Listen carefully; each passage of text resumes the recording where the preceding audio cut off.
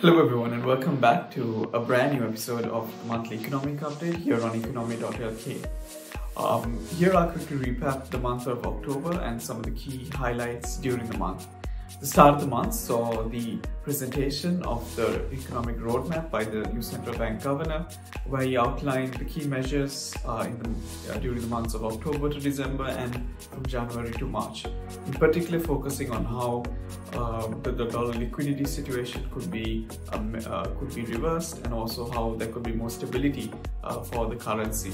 So the central bank has projections of close to a net of $3.9 billion coming during the months of October to December, with a lot of those flows coming in from either government-to-government loans or through foreign swaps as well.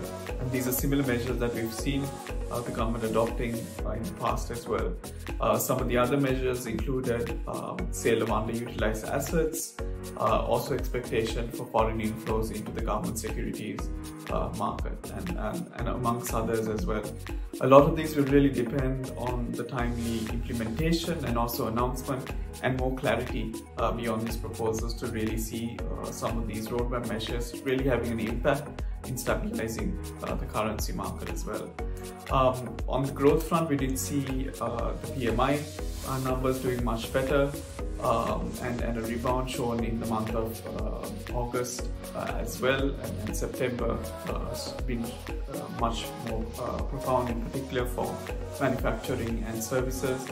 So from growth front, despite the lockdown, I think we should see an improvement in the growth numbers compared to the previous lockdowns as well. But however, some of the key forecasters such as the World Bank and ADB now have put the growth for 2021 for Sri Lanka around the 3.3%, 3.4% levels from their earlier forecasts of above 4%. So it'll be interesting to see whether some of these will be revised, or whether the growth in this second half will be able to match up to the first half, which was a lot driven also by the base effects as well. From a global front, I think the key concern has been the rising level of inflation, in particular on the food side. We're seeing a lot of the sub-indices from sugar to all the other sub-indices related to grain and rice, all recording significant rises, driven a lot by the demand increase as well as supply chain constraints due to the impact of the pandemic as well. So it'll be interesting to see whether some of these eases, because that has had an impact on Sri Lanka's inflation as well, which has also risen to 4-year highs in September as well.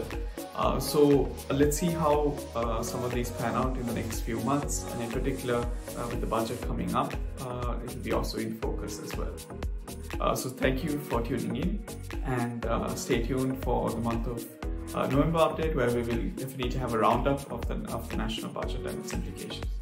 Thank you.